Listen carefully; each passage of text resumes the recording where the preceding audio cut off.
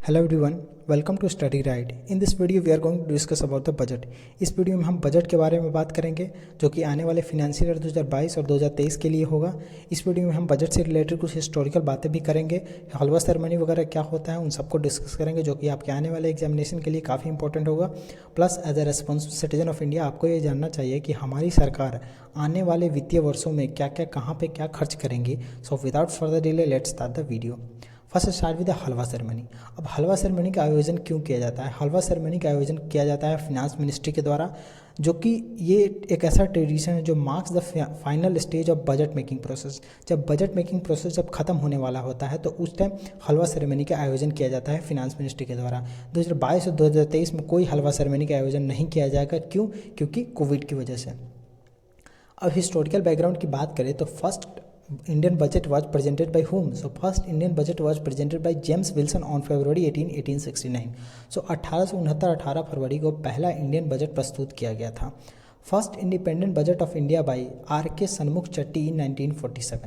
अब पहला भारत के आज़ाद होने के बाद पहला इंडिपेंडेंट बजट इंडिया का कौन प्रस्तुत किया था? R.K. सन्मुख चट्टी, जो वहाँ जो फिनांस मिनिस्टर थे, उन्होंने ये प्रेजेंट किया था 1947 में। Presented every year in the month of February. Budget her February month में हर साल में एक बार प्रेजेंट किया जाता है। Until 2016 presented on last working day of February, but since 2017 presented on first February. अब क्या हुआ, हर साल बजट जो था वो last working day of February present किया जाता था, लेकिन 2017 से ये प्रथा चेंज हो गई और फर्स्ट फेब को ये बजट प्रेजेंट किया जाने लगा। The budget has to be passed by Lok Sabha before it can came in to effect. Budget जब इफेक्ट में आएगा उसके पहले इसे लोकसभा से पास किया जाना होता है। Union budget comprises revenue and capital budget. Union budget में रेवेन्यू और कैपिटल बजट की हम बात करते हैं। Economic survey of India is release before the budget. Economic survey of India को बजट के पहले रिलीज किया जाना होता है। Union budget also known as annual financial statement as per 112 of the constitution. Annual financial statement भी कहा जाता है यूनियन बजट को as per the constitution of 112 of article. In 2017, a 92-year-old tradition was broken when the railway budget was merged with union budget and presented together. अब क्या हुआ, 92 सालों से एक प्रथा चली आ रही थी, रेलवे बजट को अलग और यूनियन बजट को अलग प्रस्तुत किया जाता था। लेकिन क्या हुआ, 2017 में जो हमारे फिनांस मिनिस्टर थे उन्होंने ये प्रथा को तोड़ा और यूनियन बजट के साथ ही रेलवे बजट को मर्ज कर दिया और साथ में ही प्रेजेंट किया। Most number of budget presented by home. तो सबसे ज़्यादा नंबर ऑफ बजट प्रेजेंट किया है मोरारजी देसाई ने 10 बार, और सेकंड में है कौन? पी चिदम्बरम, जो कि 9 टाइम्स किया है। और अगर मनमोहन सिंह जी की बात करें तो उन्होंने 6 टाइम बजट प्रेजेंट किया है। स्मॉलेस्ट बजट स्पीच, सबसे स्मॉलेस्ट बजट स्पीच हीरू भाई मजू भाई ने दिया था, जो कि केवल 800 वर्ड का ही था। और लॉन्गेस्ट बजट स्पीच की बात करें तो जो हमारी फिनांस मिनिस्टर कौन है? निर्मला सीतारमन, जिन्होंने 2 घंटा 42 मिनट का स्पीच दिया था इसी फिनेंशियल ईयर 2021 और 2022 में। This is the fourth budget presented by our finance minister Nirmala Sitharaman. ये चौथा बजट प्रेजेंट किया जा रहा है हमारी फिनांस मिनिस्टर निर्मला सीतारमन की जी के द्वारा। First women to present Indian budget. So पहली वुमेन जिन्होंने इंडियन बजट प्रेजेंट किया तो वो थी Indira Gandhi. Finance minister who have not presented any budget. So एक ऐसे फिनांस मिनिस्टर थे केसी नियोगी, जो कि शायद 35 डेज के लिए ही फिनांस मिनिस्टर बने थे। इनका कार्यकाल इतना छोटा होने के कारण इन्होंने एक भी बजट प्रेजेंट ही नहीं किया। Till 1955, budget was presented in English only, but after that budget presented in English plus Hindi. 1955 तक बजट को सिर्फ इंग्लिश में ही प्रेजेंट किया जाता था, लेकिन 1955 के बाद इंग्लिश एंड हिंदी दोनों भाषाओं में बजट को प्रेजेंट किया जाने लगा। फाइंडिंग्स ऑफ द बजट, ये सारी बातें हम लोगों ने बजट की हिस्टोरिकल बातें की। अब हम लोग बजट के बारे में बात करते हैं कि बजट में कितने इंपॉर्टेंट पॉइंट्स हैं जो कि हमें ध्यान रखना है। Presented by finance minister Nirmala Sitharaman. Nirmala Sitharaman ji के द्वारा ये बजट प्रेजेंट किया गया, जो कि 90 मिनट का स्पीच दिया निर्मला सीतारमन जी ने, जो कि 1.5 घंटा। निर्मला सीतारमन जब टैक्स का कुछ बात कर रही थी तो उन्होंने एक महाभारत का वर्स दिया, the king must make arrangement for योगक्षेमा वेलफेयर। अब क्या हुआ, एक बार एग्जाम में ये क्वेश्चन पूछा गया कि यहाँ पे एक स्टेटमेंट दे दिया गया और पूछा गया कि ये किस चीज़ से लिया गया है। ठीक है, तो आपको ये ध्यान रखना है, आप एक गूगल कर लेना, ये बहुत लंबा स्टेटमेंट था, आप एक बार गूगल कर लेना कि the king must make arrangement. ये वर्स उन्होंने पढ़ा जो कि महाभारत का था, तो ये आपको ध्यान रखना है कि the king must make arrangement for योगक्षेमा। योगक्षेमा का मतलब वेलफेयर है, ये महाभारत से लिया गया है, जो कि हमारी फिनांस मिनिस्टर निर्मला सीतारमन ने रिसाइट किया था बजट में। अब इस बजट के कितने पिलर्स हैं, ये भी एग्जाम में एक बार क्वेश्चन आ चुका है कि बजट के कितने पिलर्स थे। हर साल हर फाइनेंशियल ईयर में अलग अलग पिलर्स होते हैं, तो इस बार 4 पिलर है। पहला है प्रोडक्टिविटी, दूसरा है क्लाइमेट एक्शन, तीसरा है फिनांसिंग इन्वेस्टमेंट और चौथा है पीएम गति शक्ति प्लान।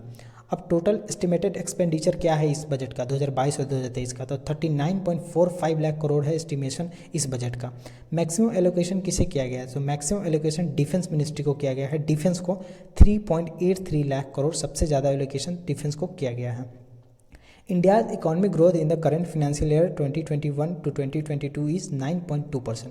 ठीक है, तो इस साल इस फिनेंशियल ईयर में जो अभी फिनेंशियल ईयर चल रहा है उसमें हमारा क्या ग्रोथ रहा, तो 9.2% ऑफ द जीडीपी रहा, जो कि हाईएस्ट है ऑल कंट्रीज। अगर बात करें हम लोग लार्ज कंट्रीज़ की बात करें तो सबसे हाईएस्ट हमारा ग्रोथ रहा है इस फिनेंशियल ईयर में 9.2%। अमृत काल फॉर द नेक्स्ट 25 ईयर्स, ये अब अमृत काल क्या है, जैसे अब हमारी आज़ादी का 100 ईयर पूरा होने वाला है आने वाले 25 सालों में। सो 25 साल बाद हमारा 100 ईयर पूरा होगा, और 100 ईयर को हम लोग कहते हैं सेनेटरी सेलिब्रेशन। सो आने वाला 25 साल है उसको सरकार एज अ अमृत काल सेलिब्रेट करेगी। अब अमृत काल क्या है, अमृत काल का गोल भी है, goal focus on growth and all inclusive welfare. Amrit Kaal जो है वो सबके ग्रोथ और सबके वेलफेयर के लिए फोकस करेगी। वो प्रमोट करेगी टेक्नोलॉजी इनेबल एनवायरनमेंट को प्रमोट करेगी, एनर्जी ट्रांजिशन और क्लाइमेट चेंज पे फोकस करेगी। और एनर्जी ट्रांजिशन के लिए एक कमेटी भी बनी थी जिसके शायद चेयरमैन थे, कमेटी के हेड थे तरुण कपूर शायद, आप देख लेना एक बार। डिसइन्वेस्टमेंट का टारगेट क्या है, 65,000 करोड़ है। अगर आप बैंकिंग एस्पायरेंट है तो आपके लिए काफ़ी इंपॉर्टेंट फिगर है, 65,000 करोड़ का डिसइन्वेस्टमेंट का टारगेट है। अब आप कह सकते हैं कि इस बार सरकार एक बैंक को प्राइवेटाइज करेगी, हो सकता है इन माय ओपिनियन वो सीबीआई हो सकता है, सेंट्रल बैंक ऑफ इंडिया, क्योंकि ये अभी पीसीए फ्रेमवर्क में है। सेंट्रल बैंक ऑफ इंडिया अभी तक आरबीआई का जो पीसीए फ्रेमवर्क है उसमें है, तो हो सकता है RBI central bank of India का डिसइन्वेस्टमेंट कर दे। 80 lakh homes to be build by 2023 under Pradhan Mantri Awas योजना। अब 80 लाख घर बनाए जाएंगे प्रधानमंत्री आवास योजना के तहत। इसके लिए 48,000 करोड़ का अमाउंट का एलोकेशन किया गया है इस स्कीम में। एक प्रधानमंत्री का विजन है हाउसिंग फॉर ऑल, उसके तहत 80 लाख घर बनाए जाएंगे 2023 तक। Extension of emergency credit line guarantee scheme up to March 2023। अब कोरोना महामारी के दौर में उस टाइम एक स्कीम लॉन्च की गई थी, emergency credit line guarantee scheme, उसको मार्च 2023 तक एक्सटेंड कर दिया गया है। Introduction of central bank digital currency. Central bank digital currency के इंट्रोडक्शन की बात की गई है इस आने वाले फिनेंशियल 2022 और 2023 में। अब ये सेंट्रल बैंक डिजिटल करेंसी क्या है, इससे में कौन सी टेक्नोलॉजी वर्क करती है, इससे रिलेटेड क्या क्या इशूज़ क्या क्या प्रॉब्लम्स देखने को मिल सकते हैं, प्लस आरबीआई ये क्यों इशू कर रहा है, सरकार इस पर क्यों इशू कर रही है, इसके लिए इसके बारे में मैंने ऑलरेडी वीडियो बना दिया है, आप चाहो तो वो देख सकते हो, मैं इसका लिंक डिस्क्रिप्शन में दे दूँगा इस वीडियो के नीचे। Under Production Linked Incentive Scheme, 16 lakhs new job will be created in 14 sector। अब एक प्रोडक्शन लिंक इंसेंटिव स्कीम है सरकार की, उससे 60 लाख न्यू जॉब्स का सृजन किया जाएगा, जो कि 14 सेक्टर में होगा। तो सेक्टर भी आपको ध्यान रखना है कि 14 सेक्टर में 60 लाख जॉब्स क्रिएट किए जाएंगे under production link incentive scheme. Railway to introduce one station one product concept for MSME, Udyam, E Sarathi, NCS and Aseem portal to be interlink. अब एमएसएमई का पोर्टल है, उद्यम है, ई श्रम है, एनसीएस है और असीम पोर्टल है, ये सबको इंटरलिंक कर दिया जाएगा। एजुकेशन की बात करें तो for education 1 class 1 TV channel का जो कंसेप्ट है, 1 क्लास 1 टीवी चैनल का जो कंसेप्ट है उसको 200 और टीवी चैनल्स में एक्सपेंड करने की बात की गई है। एक पीएम डिवाइन स्कीम भी इंट्रोड्यूस किया जाएगा। इसका फुल फॉर्म भी आपसे एग्जाम में पूछा जा सकता है कि प्रधानमंत्री development initiative for north east region. ध्यान रखें जो पीएम डिवाइन स्कीम है सिर्फ नॉर्थ ईस्ट रीजन के लिए है, ये हर स्टेट में लागू नहीं होगा। इसमें जो भी फंड एलोकेट किए जाएंगे वो नॉर्थ ईस्ट के इंफ्रास्ट्रक्चर और सोशल डेवलपमेंट के लिए ही यूज किया जाएगा। विलेज वाइब्रेंट प्रोग्राम, ये भी काफ़ी इंपॉर्टेंट है। इसका ये मतलब है कि डेवलपमेंट ऑफ बॉर्डर विलेजेस। अब बॉर्डर पे विलेजेस के डेवलपमेंट की बात क्यों की जा रही है, क्योंकि अगर आप देखोगे अल्टरकेशन वगैरह जो भी होता है बॉर्डर विलेजेस पे ही होता है, तो इसलिए उसके डेवलपमेंट की बात की जा रही है under village vibrant programme. Tax proposal क्या है, वैसे टैक्स लैब में कोई चेंजेस नहीं आए हैं, लेकिन टैक्स पेयर को 2 साल का टाइम दिया गया है कि वो जो भी उनके टैक्स रिटर्न में जो कि एरर वगैरह है तो उसको 2 साल के लिए उनको टाइम दिया गया है कि वो 2 साल में अपना अपडेट कर लें। Income from loan transferred transfer of virtual asset to be taxed at 30%। अगर आप कोई भी वर्चुअल एसेट से इनकम अगर लेते हो तो उस पर आपको 30% टैक्स देना पड़ेगा सरकार को। इसको काफ़ी सख्त बनाया है सरकार ने, लिबरल नहीं, इसको सख्त बनाया। लाइक क्रिप्टो करेंसी से अगर आप पैसा लेते हो तो आपको 30% सरकार को टैक्स देना पड़ेगा। National master plan for infrastructure under PM गति शक्ति। अब पीएम गति की शक्ति के तहत नेशनल मास्टर प्लान है सरकार का, क्या उस पर क्या क्या पॉइंट्स वगैरह हैं। तो सरकार चाहती है कि हम 25,000 किलोमीटर नेशनल हाईवे का निर्माण करें 2022 और 2023 में।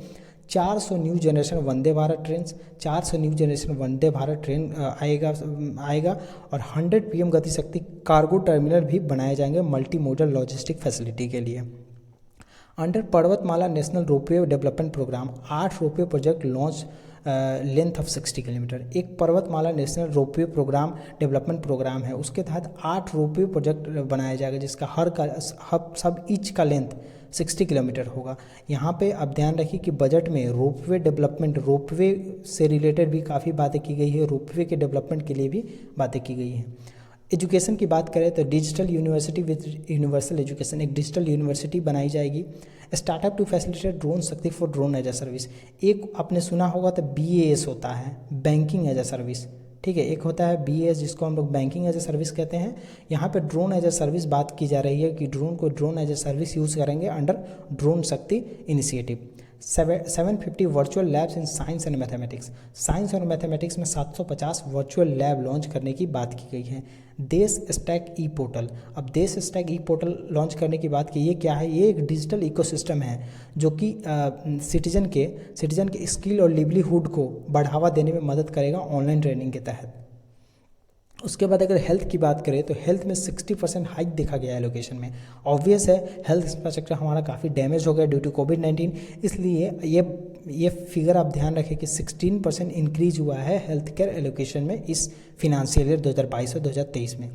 National digital health ecosystem will be roll out. एक नेशनल डिजिटल हेल्थ इकोसिस्टम भी बनाया जाएगा। National tele mental health programme will be launch for quality counselling. ये काफ़ी इंपॉर्टेंट है। अगर आप WHO की रिपोर्ट वगैरह को देखें तो वहाँ पे ये हमेशा कहा जाता है कि इंडिया में मेंटल हेल्थ बहुत बड़ी समस्या बनती जा रही है, इसलिए सरकार चाहती है कि एक tele mental health programme launch करेंगे जिसमें उनकी क्वालिटी काउंसलिंग की जा सके। 2 lakh anganwadi to be upgraded to Saksham anganwadi. अब 2 लाख आंगनवाड़ी है उसको हम लोग सक्षम आंगनवाड़ी बनाएंगे जिसमें और डेवलप्ड वो रहेंगे, उसमें काफ़ी डेवलपमेंट की बात की जा रही है आंगनवाड़ी में भी। ग्रीन बॉन्ड इशू करने की बात की गई है फॉर ग्रीन इंफ्रास्ट्रक्चर। अब एक ग्रीन बॉन्ड क्या है? ग्रीन बॉन्ड वो होता है जो कि हम ग्रीन इन्वायरमेंट को इम्पैक्ट ना करते हैं, इन्वायरमेंट फ्रेंडली होता है वो बॉन्ड, उसको हम लोग ग्रीन बॉन्ड कहते हैं। और ग्रीन इंफ्रास्ट्रक्चर में उसको लगाते हैं लाइक जो कि इन्वायरमेंट फ्रेंडली हो, इन्वायरमेंट को उससे कुछ इम्पैक्ट ना पड़े, नेगेटिव इम्पैक्ट ना पड़े। Emergency credit line guarantee has help 130 lakh MSMEs। जैसा कि मैंने आपको बताया कि emergency credit line guarantee scheme को 2023 तक, मार्च 2023 तक उसको बढ़ा दिया गया है। उसमें सरकार ने ये कहा कि इस स्कीम के तहत 130 लाख MSMEs को फ़ायदा हुआ है। Issuance of E passport, online passport, electronic passport बनाने की भी बात की गई है कि 2022-23 में इस पर भी बढ़ावा देखने को मिलेगा। 19,500 crore production link incentive scheme for solar modules. अब प्रोडक्शन लिंक इंसेंटिव जो स्कीम है उसके तहत सोलर मॉड्यूल को 19,500 करोड़ रुपये आवंटित किए गए हैं। State to get 1 lakh crore as 50 years interest free loan. हर स्टेट को 1 लाख करोड़ में से ही, हर स्टेट को 1 लाख करोड़ नहीं, 1 लाख करोड़ में से ही सब स्टेट को दिया जाएगा कुछ अमाउंट 50 ईयर्स तक, जो कि इंटरेस्ट फ्री लोन होगा। Alternative minimum tax to be reduce to 15% for cooperative society. अब कोऑपरेटिव सोसाइटी को कुछ टैक्स वगैरह देना पड़ता है, अल्टरनेटिव मिनिमम टैक्स को 15% तक रिड्यूस कर दिया गया है। Corporate surcharge to be reduce from 12% to 7%। अब कॉर्पोरेट का जो सरचार्ज देना पड़ता है वो 12% से 7% कर दिया गया है। सरचार्ज का मतलब ये होता है कि जब आप टैक्स के ऊपर भी टैक्स देते हैं तो उसको हम लोग सरचार्ज कहते हैं। Custom duty on cut polish diamond gems to be reduce to 5%। अब जो भी डायमंड ज्वेलरीज वगैरह पे जो कस्टम ड्यूटी लगती थी उसको भी रिड्यूस करके 5% कर दिया गया है। MNREGA allocation cut by 25% to 73,000 crore. ये काफ़ी इंपॉर्टेंट फिगर है। मनरेगा में जो एलोकेशन पिछले फिनांस ईयर किया गया था उसमें 25% की घटोतरी कमी की गई है और उसको 73,000 करोड़ रखा गया है इस फिनांशियल ईयर में, जो कि 2022 और 2023 में होगा। इस बजट में 2 स्कीम की भी बात की गई, नल से जल योजना और जल जीवन मिशन के बारे में, इसलिए मैं आपको इसके बारे में बता देता हूँ। ये जो नल से जल योजना है 2019 में मिनिस्ट्री ऑफ जल शक्ति के द्वारा और लॉन्च किया गया था। इसका एम ये है कि to provide pipe drinking water to all rural home by 2024। हर रूरल होम में पाइप ड्रिंकिंग वाटर पहुंचाना है 2024 तक, ये इसका एम है नल से जल योजना का। और इसका कम्प्लीमेंट, इसका पूरक ही है जल जीवन मिशन। जल जीवन मिशन को भी 2019 में मिनिस्ट्री ऑफ जल शक्ति ने लॉन्च किया था। इसका एम ये है कि उसको सप्लाई करना है 55 litres of water per person per day to every rural house through functional tap connection by 2024। अब जल जीवन मिशन का ये है कि हर आदमी को हर दिन 55 लीटर पानी मिले फंक्शनल टैप कनेक्शन के थ्रू 2024 तक। उसके बाद मैं आपसे 5 क्वेश्चन पूछता हूँ, एक इंटरेस्टिंग क्विज लेते हैं।